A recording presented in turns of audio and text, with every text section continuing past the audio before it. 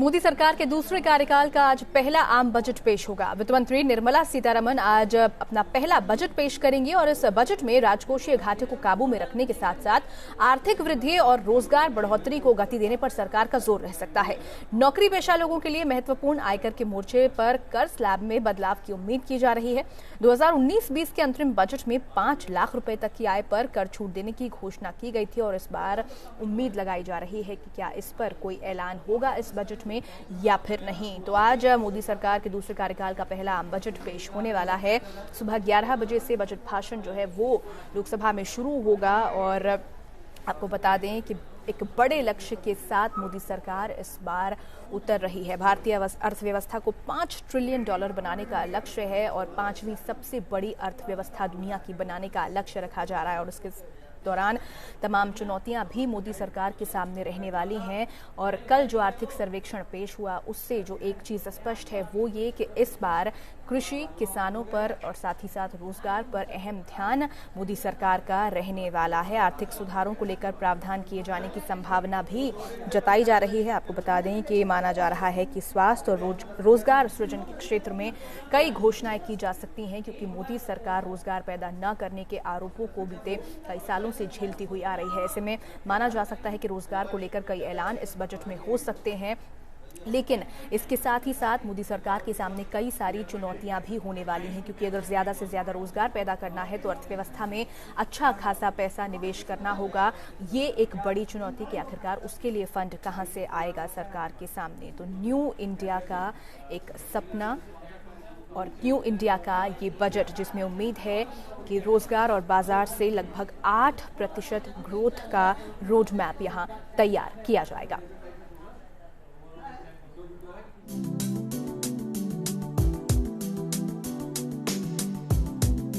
सबको मिलेगा पक्का मकान। 2022 तक गरीबों को मिलेगा आशियाना। 25 जून 2015 को प्रधानमंत्री मोदी ने देश के गरीबों से एक वादा किया था और ये वादा था हर गरीब को 2022 तक पक्का मकान देने का।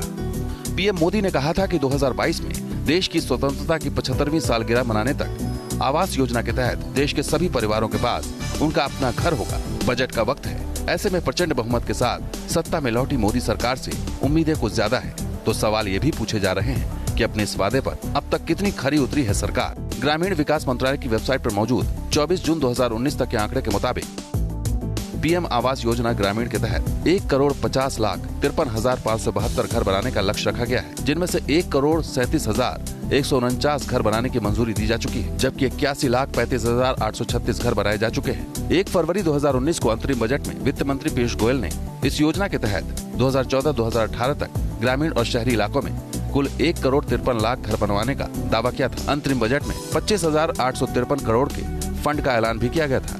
2018 में 26,405 करोड़ दिए गए। 2018 के बजट में इंटरेस्ट सब्सिडी के लिए 6,500 करोड़ फंड की व्यवस्था की गई थी, जिसका इस्तेमाल इंटरेस्ट सब्सिडी के लिए 2022 तक होना है। मैं समझता हूँ कि इसमें एक काफ़ी अच्छा काम कर रहा है और काम चल रहा है। और सबसे बड़ी बात यह है कि इसमें इस स्कीम के लिए जो इंडस्ट्री चाहती थी कि जो अफोर्डेबल हाउसिंग के लिए एक इंफ्रास्ट्रक्चर स्टेटस दिया जाए इसको, वो मिल चुका है। सरकार 2022 तक सबको पक्के मकान के लक्ष्य पर काम कर रही है। केंद्रीय शहरी विकास मंत्री हरदीप सिंह पुरी की माने तो 2 साल पहले ही सरकार इस लक्ष्य को हासिल कर लेगी। लेकिन तस्वीर का दूसरा रुख भी है जो इस योजना पर सवाल खड़े कर रहा है। मेरा पैसा आप इसी को दिया गया। महाराष्ट्र से दिल्ली पहुंचे ये हैं सदानंद धनीराज कोंजे, जो इन दिनों कागजों का पुलिंदा लेकर भटक रहे हैं। वहाँ का पैसा वहाँ लगाना। महाराष्ट्र के भंडारा जिले के तुमसुर इलाके में रहने वाले सदानंद का नाम पीएम आवास योजना के तहत चयन हुआ था। उनका दावा है कि उन्हें नए घर के लिए पुराने घर को तोड़ने के लिए कहा गया। नए मकान के लिए 25,000 रुपए की पहली किश्त भी मिली, लेकिन बाद में नगर पालिका ने नई किश्त रोक दी। ऊपर से 25,000 रुपए लौटाने का हुक्म भी सुना दिया। ये वो फोटो है जिसमें इनका पहले मकान बना हुआ था। बताया गया कि प्रधानमंत्री आवास योजना के तहत जो है आपका मकान बनाया जाएगा, इसको ढा दीजिए। तो इन्होंने ये मकान अपना तोड़ दिया। तोड़ने के बाद ये मकान ढहने के बाद कुछ इस तरह का तस्वीर सामने आई जिसमें इनकी पत्नी भी शायद खड़ी है और ये खड़े हैं और उसमें ये मकान भी दिख रहा है कि स्ट्रक्चर चल रहा है, काम चल रहा है। दुकान है पर पैसा नहीं है ना सर, पैसा खर्चा हो। सदानंद का आरोप है कि इस चक्कर में उनका पुराना घर भी गया, नया घर भी नहीं मिला। नतीजा अब वो सरकारी दफ्तरों और नेताओं के चक्कर काट रहे हैं। ना मकान मिला ना रोजगार मिला। मेरा तो सब कुछ छीन गया साहब जी, मकान भी छीन गया, रोजगार भी छीन गया। ऐसी योजना कौनते काम की साहब जी जो गरीब के साथ में ऐसा हुए। इससे अच्छा नहीं दी तो मेरा झोपड़ा ही ठीक था ना साहब जी। पिताजी की जमीन है, स्टाम्प पेपर है मेरे पास। इस योजना को लेकर सदानंद के आरोपों की जांच जरूरी है। ऐसी घटनाएं अपवाद हो सकती हैं, लेकिन सरकार को सबक भी देती हैं कि इस योजना को कैसे प्रभावी ढंग से लागू किया जाए। दिल्ली से सैयद आमिर हुसैन के साथ टीम न्यूज नेशन। और चलिए ज्यादा बातचीत के लिए हमारे तमाम सहयोगी हमारे साथ जुड़े हुए हैं। वित्त मंत्री निर्मला सीतारमण के घर के बाहर से हमारे सहयोगी सैयद आमिर हुसैन हैं, इसके अलावा अविनाश भी हमारे साथ जुड़े हुए हैं। सबसे पहले सैयद आमिर का रुख कर लेते हैं। सैयद आमिर, कई उम्मीदें आम लोगों को इस बजट से हैं और कल जब आर्थिक सर्वेक्षण पेश किया गया तो एक दशा, एक नीति जो है वो तय होती हुई नजर आ रही है और ऐसे में माना जा रहा है कि किसानों के लिए और साथ ही साथ जल संकट को लेकर बड़े ऐलान इस बजट में किए जा सकते हैं।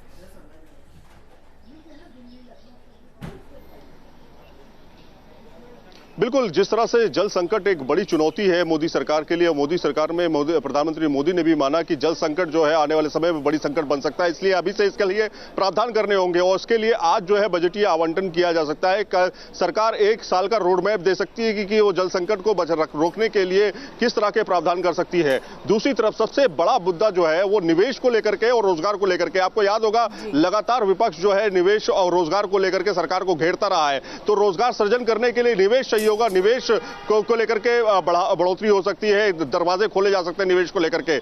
एटीसी के अंतर्गत जो है निवेश 1.5 लाख से 2.5 लाख तक किया जा सकता है, ऐसी खबरें आ रही है। और जो आम आदमी है यानी सैलरीड क्लास है खासतौर पे, उसको राहत देने की उम्मीद है, 50,000 तक टैक्स स्लैब में छूट मिल सकती है, ऐसी खबरें सामने आ रही हैं। दूसरी तरफ मैं आपको बता दूं कि जिस तरह से लगातार मांग उठती रही है कि सीनियर सिटीजन को टैक्स रिबेट मिलना चाहिए, वो आज इसकी घोषणा की जा सकती है।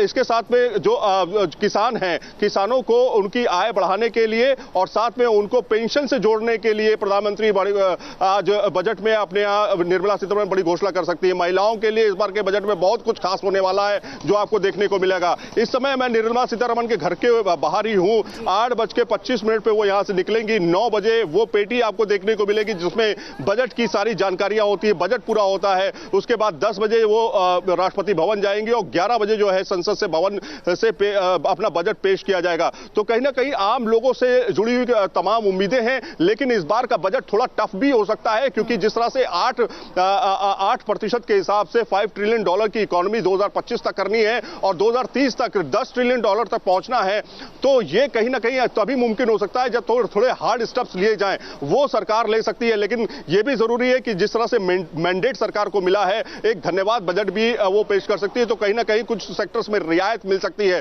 खासतौर पर कॉर्पोरेट टैक्स को लेकर के छूट हो सकती है और उसका दायरा खासतौर से बढ़ाया जा सकता है। 250 करोड़ से उसको 500 करोड़ तक किया जा सकता है, जो 25% के दायरे में आता है। तो बहुत सारे ऐसी उम्मीदें हैं हर सेक्टर को, कई चीजों में रियायत जो है वो आम लोगों के लिए दी जा सकती है। इस बीच अविनाश भी हमारे साथ जुड़े हुए हैं। अविनाश, कई चुनौतियां हैं जिस तरीके से सैयद आमिर भी जिक्र कर रहे थे।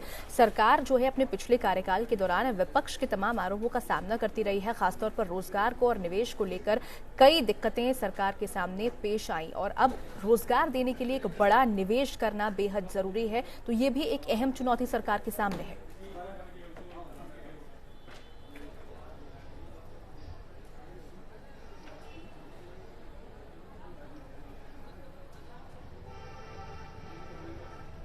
अविनाश, आप हमें सुन पा रहे हैं?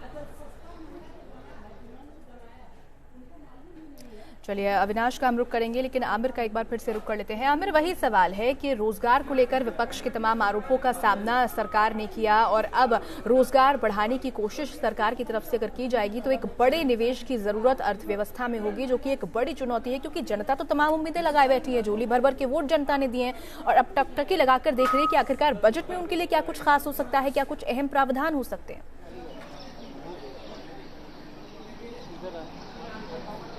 मुख्य आर्थिक सलाहकार ने भी कल यह पॉइंट आउट किया था कि हमें निवेश बढ़ाना होगा, वित्तीय हालत तभी सुधर सकती है जब तक उसमें रोजगार सृजन ना हो। और जिस तरह से अभी आप तस्वीरों में दिखा सकते हैं, आपको लाइव इस समय तस्वीरों में दिखा रहे हैं, ये तस्वीरें हैं। अभी हालांकि गाड़ी निकली है लेकिन गाड़ी में निर्मला नहीं है, इसका मतलब थोड़ी देर बाद वो निकलेंगी।